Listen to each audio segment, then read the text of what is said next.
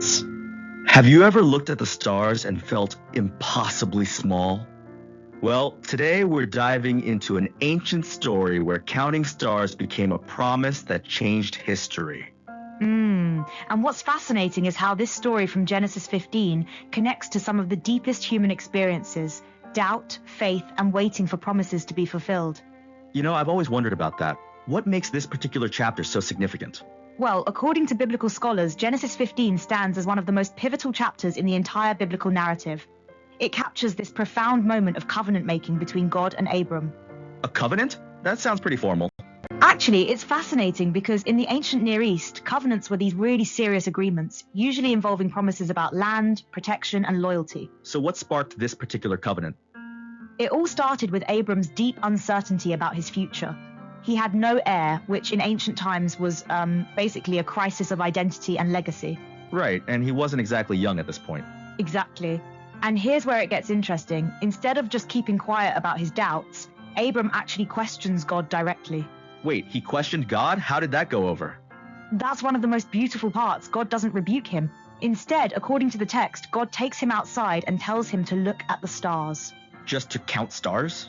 Well, it was more than that. In ancient times, stars represented permanence and innumerability.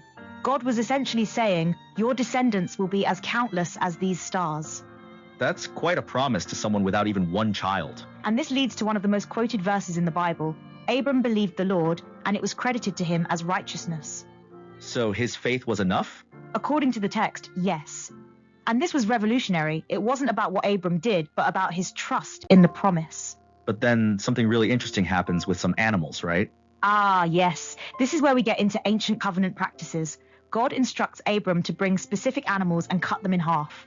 That seems intense. It was. In ancient covenant ceremonies, both parties would walk between the divided animals. It was like saying, may this happen to me if I break this promise.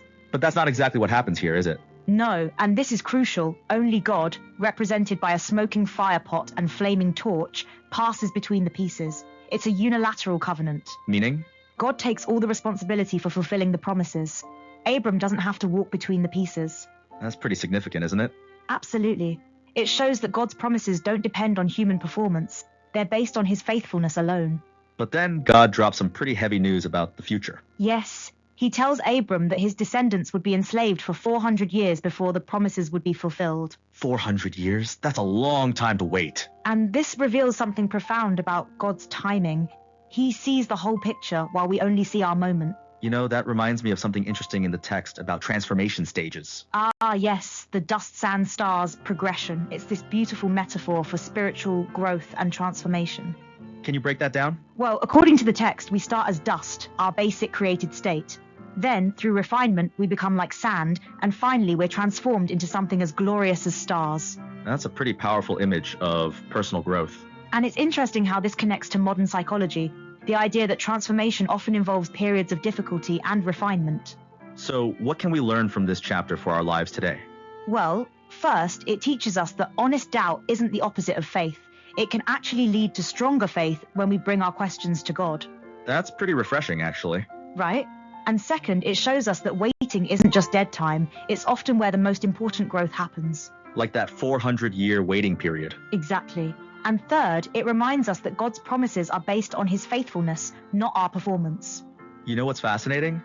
The birds of prey part. Ah, yes, when Abram had to drive away the birds from the covenant sacrifices. It's seen as a picture of protecting what God has promised. So there's an active part to receiving promises?